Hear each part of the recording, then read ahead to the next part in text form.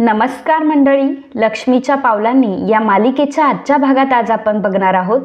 जेव्हा घरातले सर्वजण कपडे दागिने बघण्यामध्ये बिझी असतात तेव्हा रोहिणी आणि राहुल हे रोहिणीच्या रूममध्ये असतात.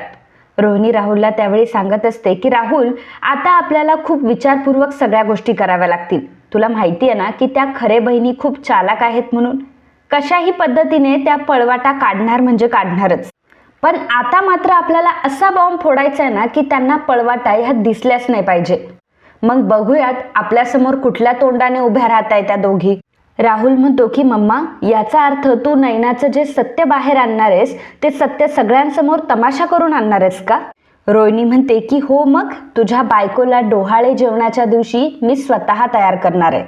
तर इकडे सर्वजण जेव्हा साड्या कपडे वगैरे बघत असतात तेव्हा आबा म्हणतात की अरे, रोहिणी कुठे गेली? रोहिणी कुठे दिसत नाहीये आणि राहुल पण नाहीये.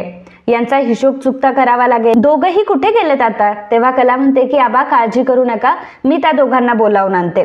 असं म्हणून आता कला रोहिणीच्या रूममध्ये रोहिणी आणि राहुलला बोलवायला जाते. मग इकडे रोहिणी आता राहुलला सांगत असते की अरे, ती नैना हुबेहूब प्रेग्नेंट बाईचं जे रूप घेतीये ते रूप कसं घेतीये, नक्की काय करते ती, असं ना ते बघायचंय मला आता. आणि डोहाळे जेवणाच्या दिवशी तिची ओटी भरताना तिचा हा खोटारडेपणा मी सगळ्यांसमोर घेऊन येणार आहे. राहुल, तू बघत राहा की सगळ्यांच्या डोळ्यासमोर मी तिचं पितळ उघडं पाडणार आहे.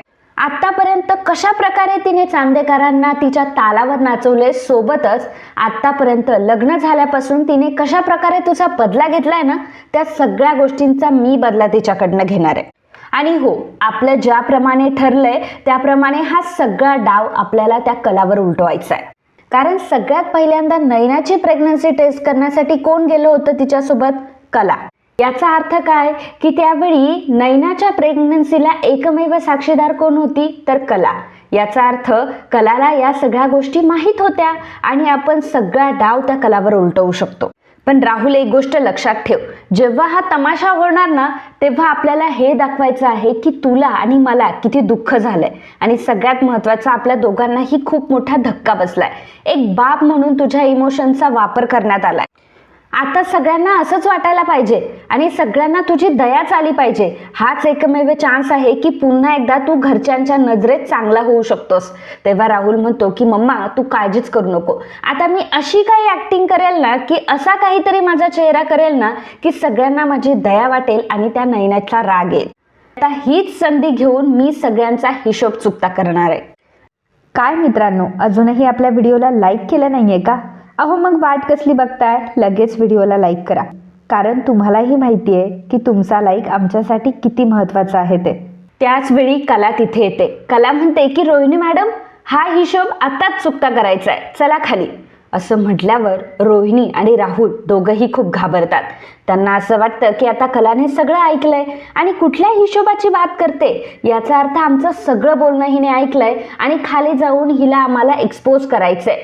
त्यामुळे रोहिणी आणि राहुल दोघंही घाबरलेले असतात. परंतु कला त्या हिशोबाबद्दल बोलतच नसते. कला साडीवाल्याच्या हिशोबाबद्दल बोलत असते, कारण रोहिणीचा हिशोब चुकता करायचा बाकी असतो. कला म्हणते की मी तुम्हाला डिस्टर्ब केलं का? तुम्ही काही महत्त्वाचं बोलत होता का? ॲक्च्युली खाली जो साडीवाला आलाय त्यांना तुम्हीच बोलवलं ना, त्यामुळे आबा म्हणत होते की त्यांची निघण्याची वेळ झाली आहे, त्यामुळे त्यांचा हिशोब चुकता करायचा होता. येताय ना मग तुम्ही? तेव्हा कुठेतरी रोहिणी आणि राहुलच्या जीवात जीव येतो. रोहिणी म्हणते की अच्छा अच्छा, तो हिशोब येतो ना आम्ही, तू हो पुढे. मग कला तिथून निघून गेलेली असते. तर इकडे आता अद्वैत त्याच्या रूममध्ये काम करत असतो. मग कला तिथे येते. कला जोराने ओरडते की अद्वैत. अद्वैत म्हणतो की हो, मी इथेच आहे, बोल, काय बोलायचंय? तेव्हा कला म्हणते की थांब एक मिनिट. मग कला आता कपाटातून तिने घेतलेला राखाडी रंगाचा कुर्ता काढते आणि ती अद्वैतला दाखवते आणि अद्वैतला म्हणते की अद्वैत, आज तू हा घाल. तेव्हा अद्वैत म्हणतो की हा कशासाठी घेतला? माझ्यासाठी. आणि तसंही दिवाळीला मी खूप कुर्ते घेतले. कला म्हणते की हो, मला माहिती आहे की तुझ्याकडे खूप कुर्ते आहेत आणि ते शिवाय तुझ्याकडे ब्रँडेड कुर्ते आहेत, हेही मला माहिती आहे. परंतु हा कुर्ता मी मला आवडलाय म्हणून घेतलाय, त्यामुळे माझी अशी इच्छा आहे की हा कुर्ता तू आज घालावा. अद्वैत म्हणतो की गप्प बस, आता जास्त बोलू नकोस. तेव्हा कला म्हणते की अद्वैत, शब्दांपेक्षा कृती जास्त महत्वाची आहे, मग घालशील ना हा कुर्ता? तेव्हा अद्वैत म्हणतो की तर कला म्हणते की म्हणजे हो की म्हणजे नाही? तेव्हा अद्वैत म्हणतो हो ग माझी आई, घालतो मी, असं म्हणून कलाच्या तो पाया पडतो. कला म्हणते की कसा आहेस रे अद्वैत तू? अरे तुला कोणी काहीतरी देतंय, निदान हातात तरी घेऊन बघशील. बघ ना कसा म्हणतोय की ठेव तिकडे. चांदेकर, जेव्हा आपल्याला कोणी भेटवस्तू देतं ना तर आपण त्याला थँक्यू, तेव्हा अद्वैत म्हणतो की आता तू मला ह्याच्यावर भाषण देणारस का? आणि या गोष्टीसाठी मला आता तुझ्या जीवनाची फिलॉसॉफी अजिबात ऐकायची नाही. कला म्हणते की हो थांब 1 मिनिट, मी जरा माप लावून बघते. अद्वैत म्हणतो की अगं बरोबर असेल, दे इकडे. तर कला म्हणते की नाही नाही नाही, माप लावून बघू दे एकदा, खांद्याला लावून बघते तुझ्या परफेक्ट आहे की नाही. तर आता कला परत घडी घालून ठेवते आणि कला अद्वैतला म्हणत असते की दे ठेवून. अद्वैत तिला म्हणत असतो की तू दे ठेवून, असं म्हणत त्या दोघांचेही जरा तू मेम्मे चालू असतं. त्याच वेळी तिथे अंजू येते. अंजू त्या दोघांचेही भांडणं बघून हसते आणि कलाला म्हणते की कलाताई, तुम्हाला नाश्त्याला खाली बोलवलंय. असं म्हटल्यावर कला म्हणते की हो ठीक आहे, तू हो पुढे, मी आलेच. मग अंजू तिथून निघून जाते. मग कला आता अद्वैतला म्हणते की तुझ्याशी जर काहीही बोलायला गेलं ना तर तुझं तोंड वाकडं ते वाकडंच. मग असं म्हणून कला बाहेर येते. जिन्यावरनं ती खाली येत असते तेव्हा अद्वैत म्हणतो की 1 मिनिट, माझं तोंड नाही वाकडं राहत, तुझंच. प्रॉब्लेम काय माहितीये का, तू स्वतःचं तोंड आरशात बघते आणि माझंही बघतेस आणि त्यामुळे तोंड वाकडं झालंय. आणि ते तोंड वाकडं का झालंय ना हेही मला माहितीये. ॲक्च्युली काय आहे माहिती का, नेहमी ते बडबड बडबड बडबड करत असते आणि लोकांना शिकवण्या देत असते, त्यामुळे तुझं तोंड वाकडं झालंय. आणि माझं तोंड नाही हा, माझे कान वाकडे झाले. कारण काय माहिती का, सतत सतत तुझी बडबड बडबड बडबड मला ऐकावी लागते. कला म्हणते की अरे जरा शांत बस, किती बोलतोय अद्वैत चांदेकर, मगासपासून तूच बोलतोय आणि मला सांगतो की मी बडबड करते. तेवढ्यातच कलाचं लक्ष आता घराकडे जातं. घरात अगदी छान डेकोरेशन झालेलं असतं. जे डेकोरेशनसाठी मुलं आलेले असतात त्यांनी अगदी छान डेकोरेशन केलेलं असतं. ते बघून कला म्हणते की वा वा वा, काय छान डेकोरेशन केलंय त्या मुलांनी. तेवढ्यातच तिथे सोहम येतो. कला सोहमला म्हणते की सोहम, अरे किती छान केलंय ना डेकोरेशन. सोहम म्हणतो की हो. आताच तिथे रॉकेट येतो आणि तो धनुष्यबाण घेऊन आलेला असतो आणि तो म्हणतो की बघा आपलं कामच एकदम भारी असतं. सोहम म्हणतो की अरे कसे ते लावलेत ते फुलं, थांब मी लावायला शिकवतो तुला. असं म्हणून सोहम रॉकेटला तिथून घेऊन जातो. मग कला आणि अद्वैत दोघंही एकमेकांकडे पुन्हा खुन्नस देऊन बघतात आणि दोघंही विरुद्ध दिशेला निघून जातात. तर इकडे नैना ही बाहेर आलेली असते आणि नैना सौरभला कॉल करते. सौरभला ती म्हणते की सौरभ, अरे तुला किती वेळा सांगू की मला सारखा सारखा कॉल नको करत जाऊ. अरे मी इथे घरामध्ये राहते, सगळेजण माझ्या अवतीभोवती असतात आणि कशाला सारखा कॉल करतोय. तेव्हा सौरभ म्हणतो की हे बघ, तू मला फसवू नकोस हा. हे तू मला म्हटली होतीस की मी तुला पैसे द्यायला येणार आहे, परंतु तू आलीच नाही. तर नैना म्हणते की अरे सौरभ, तुला माहितीये का इकडे काय झालंय? अरे ह्या घरच्यांनी माझं डोहाळे जेवण करण्याचं ठरवलंय. आता कोणी ना कोणी माझ्या आसपास असतं आणि कसं मी या सगळ्यातून मॅनेज करणार आहे. तरी सुद्धा काल मी तुझे पैसे देण्यासाठी निघाले होते, परंतु तो साडीवाला आला, शॉपिंग करण्यासाठी तिथेच मला थांबावं लागलं. आता तुला नाही माहिती की माझ्या घरात काय परिस्थिती सुरू आहे. मी तुला पैसे देणार आहे, प्लीज थोडंसं कॉम्प्रोमाइज कर. आता त्याच वेळी रोहिणी तिथे येते आणि नैनाच्या खांद्यावर हात ठेवते. नैना जेव्हा मागे वळून बघते, रोहिणीला बघते, तेव्हा तिला धक्का बसतो आणि तिला वाटतं की रोहिणीने सगळं काही ऐकलं की काय. मग ती म्हणते की मॉमेनला तुम्ही? तेव्हा रोहिणी म्हणते की अगं हो, कोणाचा कॉल होता आणि कोणाचा फोन होता ग? तेव्हा नैना म्हणते आय गेस कंपनीचाच कॉल होता. ते काय झालं ना की फोनला रेंज नव्हती, त्यामुळे मी बाहेर आले, परंतु आता फोनच लागत नाही त्यांचा. रोहिणी मनामध्ये म्हणत असते की अरे बापरे, कस्टमर केअर, ही मुलगी ना पुढे एखादं पुस्तक लिहू शकेल की लोकांना मूर्ख बनवण्याचे 101 सल्ले. रोहिणी म्हणते की बरं जाऊ दे, ऐक ना, अगं मी तुला सांगायलाच विसरले की सगळेजण ब्रेकफास्ट करतात, त्यामुळे तुला ब्रेकफास्ट करण्यासाठी मी बोलवायला आले होते. काय होईल ना, मग सगळेजण जेवून घेतील आणि मग तुझं तसंच राहील नाश्ता करण्याचं, मग नंतर तुलाही वेळ नाही भेटणार, म्हणून म्हणते की खाऊन घे. असं म्हणून रोहिणी आता नैनाला घेऊन आतमध्ये येते. तर इकडे हॉलमध्ये सर्वजण नाश्ता करत असतात. आबा म्हणत असतात की वा वा वा, पोहे. अरे हा म्हणजे महाराष्ट्रातल्या घरातला सगळ्यात आवडता पदार्थ. नाश्त्यासाठी गरीब असो की श्रीमंत असो, पोहे सगळ्यांना चुटचुटीतच वाटतात. आता पोहे खाल्ले म्हटल्यावर दिवसाची सुरुवात एकदम भारी होणार. त्याच वेळी रोहिणी नैनाला घेऊन आलेली असते आणि मनामध्ये म्हणत असते की आजचा कार्यक्रम बघून डॅड तुम्हाला एवढं तृप्त वाटणार आहे ना की यापुढे काही तृप्त वाटणारच नाही तुम्हाला. आबा रोहिणीला म्हणतात की अगं रोहिणी, कुठे हरवलीस, कसला विचार करतेयस? तेव्हा रोहिणी म्हणते की काही नाही हो आबा, हेच विचार करत होते की आजचा दिवस सगळ्यांच्या लक्षात राहील, खूप छान दिवस सेलिब्रेट करूयात आजचा. तर आबा म्हणतात की हो. तेवढ्यातच सरोज तिथे येते आणि सरोज अद्वैतसाठी कुर्ता घेऊन आलेली असते. अद्वैतला ती म्हणते की अद्वैत, आज हा कुर्ता तू घाल. तेव्हा अद्वैत कलाकडे बघत असतो, कारण कलाने सुद्धा अद्वैतसाठी एक कुर्ता घेतलेला असतो आणि अद्वैतने तिला प्रॉमिस केलेलं असतं की हा मी कुर्ता घालणार म्हणून. मग कला आता कुर्त्याला हात लावून बघते आणि म्हणते की छान आहे कुर्ता, अद्वैत तू हाच कुर्ता घाल. असं म्हटल्यावर सरोज कलावर ओरडते आणि म्हणते की काय तू का सांगतेस त्याला, तुला कोणी विचारलं का कुर्ता कसा आहे ते. अद्वैत म्हणतो की आई जाऊ दे ना, छान आहे कुर्ता, मी ठेवून घेतो. रोहिणी म्हणत असते की खरंच आज मी खूप जास्त खुश आहे, मला माझ्या सुनेच्या सगळ्या इच्छा पूर्ण करायच्या आहेत. ती नैनाचे खूप लाड करत असते, खूप दाखवत असते की मला नैनाची खूप काळजी आहे. त्यामुळे संगीता रोहिणीला म्हणते की खरंच आत्याबाई तुम्ही किती चांगल्या आहात आणि नैने अशी सासू भेटायला पण नशीब लागतं हा. रोहिणी म्हणते की हो ना. रोहिणी म्हणते की नैना आज तू काही काळजी करू नकोस, आज मी तुला स्वतः रेडी करणार आहे, आज मी तुला स्वतः नटवणार आहे. त्यावेळी नैना विचार करते की बापरे, यांनी जर मला नटवलं तर माझं सगळंच भिंग फुटेल, आता काय करू मी. असं म्हणतच नैना म्हणते की नाही. असं म्हटल्यावर रोहिणी म्हणते की नाही अगं नैना काय झालं तुला, बाळाने लात वगैरे मारली का. तेवढ्यातच रजनी तिथे येते आणि म्हणते की अरे बापरे नैना बाळाने लात मारली का तुला. अगं मग बाळ अगदी राहुलवरच गेलंय म्हण.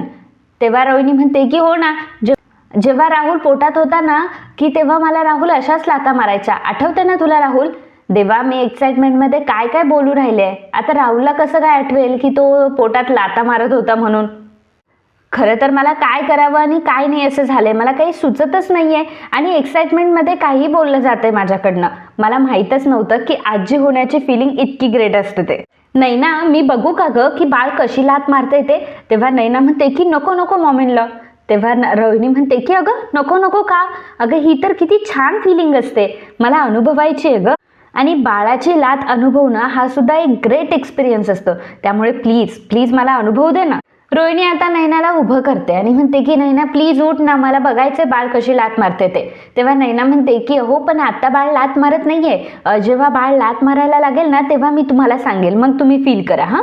रोहिणी म्हणते की नैना अगं तसं नाही आहे, जेव्हा आपल्या जवळचा माणूस कोणीतरी पोटाला हात लावतं ना तेव्हा बाळ त्याला रिस्पॉन्स करत असतं, हो की नाही हो मिसेस खरे. तेव्हा संगीता म्हणते की हो हो असंच करतं बाळ. नैना नको नको नको नकोच म्हणत असते. मग त्यावेळी कला म्हणते की अगं नैनाताई रोहिणी मॅडम इतकं म्हणताय, त्यांना बघायचंय बाळ कशी लात मारतंय, त्यांना फील करायचंय तर करू देत ना, तू कशाला इतकी आडेवेडी घेतीयस, करू दे त्यांना, अनुभव दे आनंद. नैना म्हणते की हो. मग रोहिणी ही नैनाच्या पोटाला कान लावते. आता रोहिणीला कळलेलं असतं की काहीतरी आहे याच्यात, तर काही जीव वगैरे नाहीये या पोटामध्ये. तर नैना मनामध्ये म्हणत असते की देवा ह्या बायका सगळ्या मिळून माझा जीव घेणार आहेत आता. मग रोहिणी नैनाला म्हणते की वा नैना तू मला खूप खुश केलेस, राहुल अरे तुझ्या बाळाने मला ओळखलंय हा. नैना खरंच खूप ग्रेट फिलिंग आहे ही आणि तू मला ती दिली आहे, thank you so much. तेवढ्यातच Dinkar Rao आणि काजलही तिथे आलेले असतात. काजलने छान सलवार सूट घातलेला असतो आणि त्यामध्ये ती खूप छान दिसत असते. त्यावेळी सगळे घरातले तिथेच असतात, सगळे घरातले त्यांचं स्वागत करतात. तेव्हा सोहम हा जिन्याजवळ असतो आणि त्याचं लक्ष काजलकडे जातं. काजल खूप सुंदर दिसत असते. काजलला बघून सोहम तिच्याकडे बघतो, परंतु स्वतःच्याच मनाशी तो म्हणतो की नाही सोहम एवढं काय करतोयस तू, तुझा स्वतःवर एवढाही ताबा नाहीये का. हे बघ ज्या लोकांसाठी तू परका आहेस त्यांच्याजवळ नको जाऊस. असं म्हणून सोहम आता जिन्यावर चढून त्याच्या रूममध्ये निघून जातो. त्यावेळी काजलला मात्र खूप वाईट वाटतं आणि काजलच्या डोळ्यात पाणी देखील असतं. रजनी ही नैनाला म्हणते की नैना अगं आजची तू उत्सव मूर्ती आहे, चल तयारीला लाग आता. कला तू जातेस का तिच्यासोबत. तेव्हा रोहिणी म्हणते की नाही मी जाते ना, मी आज नैनाला तयार करणार आहे.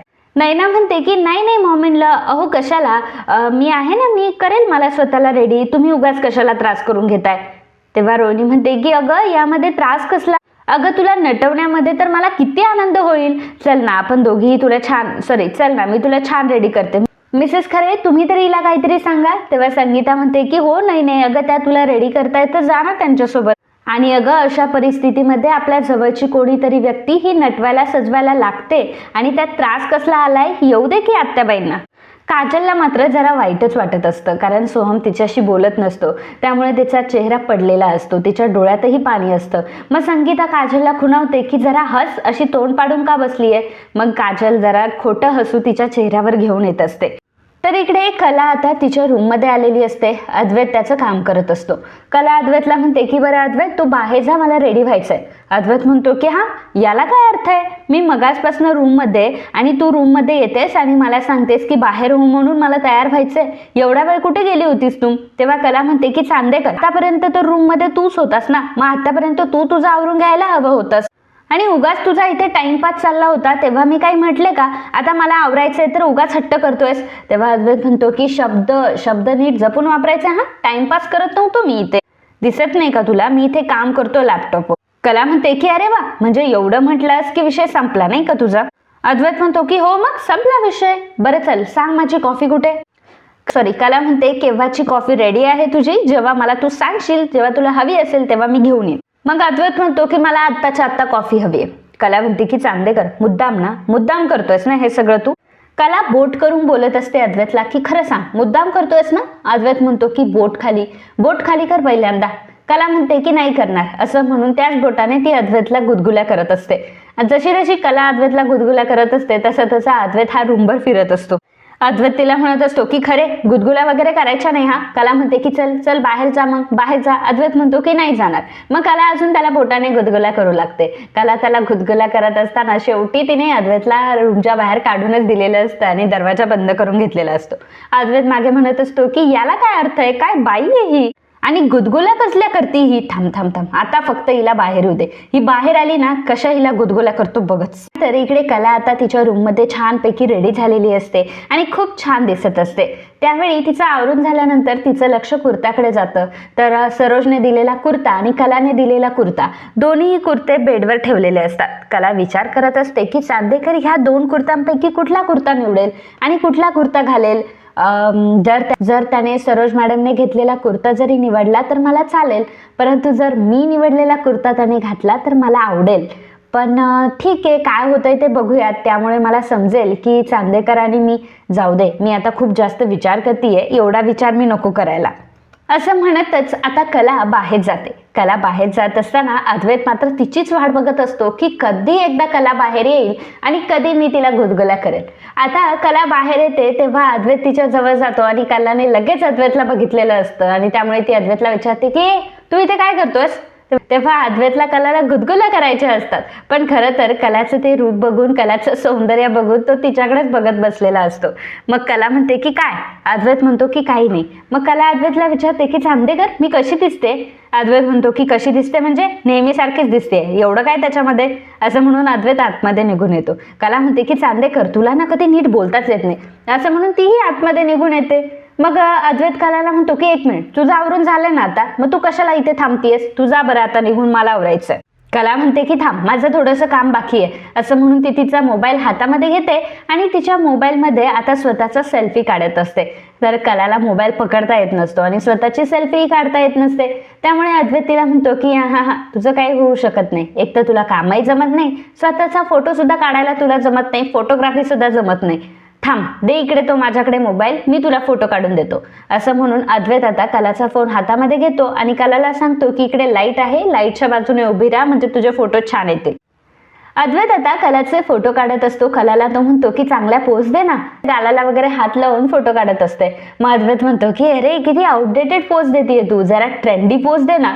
मग कला विचारते की ट्रेंडी पोज कोणत्या ट्रेंडी पोज? मग त्यानंतर आता अद्वैत कलाचे फोटोज काढत असतो आणि कलाला तो पोज सांगत असतो की हे बघ, अशा प्रकारे बघायचं खाली आणि थोडंसं हलकंसं लाचायचं. मग कला त्याच्याकडे बघून हसत असते, कारण अद्वैतने खूप छान तोंड केलेलं असतं. अद्वैत तिला म्हणतो की हसतेस कशाला, चल पोज दे. मग कला आता पोज देत असते आणि अद्वैत तिला म्हणतो की अगं आता एकच पोज देणार आहे का, तर काहीतरी दुसरं कर. मग अद्वैत तिला सांगतो की पदर घे हातामध्ये, पदर दे. असं म्हटल्यावर कला तिच्या हातातला पदर घेते आणि अद्वैतकडे देत असते. अद्वैत म्हणतो की मला नको देऊस, तो पदर असा तुझ्या स्वतःच्या 2 बोटांमध्ये पकड आणि अशा प्रकारे पोज दे. मग अद्वैत तिला पोज सांगत असतो. मग कला त्याप्रमाणे पोज करत असते. अद्वैत त्यावेळी कलाचे फोटो क्लिक करत असतो. अगदी कलाची मान वगैरे सरळ करत असतो. कलाला कसं उभं राहायचंय, काय करायचंय सगळं तिला सांगत असतो आणि तिचे छानपैकी फोटोज काढत असतो. अद्वैतने कलाचे काही फोटोज क्लिक केलेले असतात आणि मग कला म्हणते की दाखव रे, मला बघू दे कसे आलेत ते.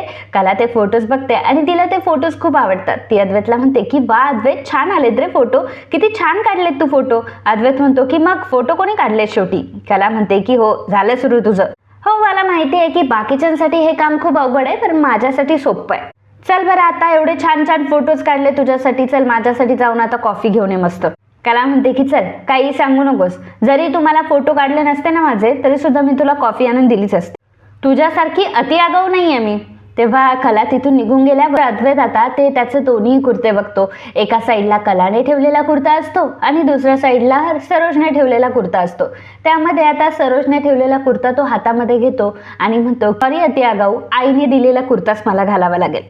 असं म्हणतच आजचा हा भाग इथेच संपतो. पुढील भागात आपल्याला बघायला मिळणार आहे, माहीत नाही का बरं, परंतु सरोजने दिलेला कुर्ता अद्वैतने घातलेला नसतो आणि तो कलाने दिलेला कुर्ता घालून आलेला असतो. जेव्हा तो ग्रे कलरचा कुर्ता अद्वैत घालून येतो तेव्हा कला त्याच्याकडेच बघते. कलाला खूप आनंद झालेला असतो की अद्वैतने तिच्या चॉईसचा कुर्ता घातला म्हणून. तर अद्वैत तिला म्हणतो की गप्प बस, मी तुला विचारणार नाही आहे की मी कसा दिसतो ते, कारण मला माहिती आहे की मी छानच दिसतो. असं म्हणून अद्वैत तिथून निघून जातो. तर कला देवी आईच्या पाया पडत असते आणि म्हणत असते की आई Ambabai, thank you so much.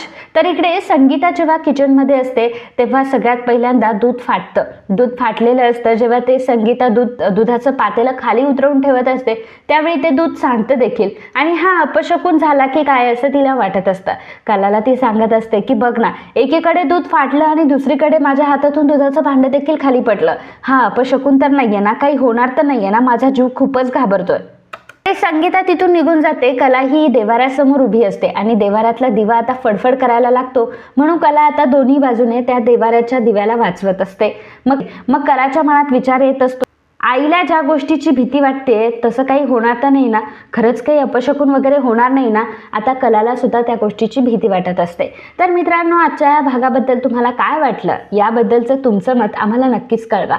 And if you like my video please do subscribe, share and comment. Thank you.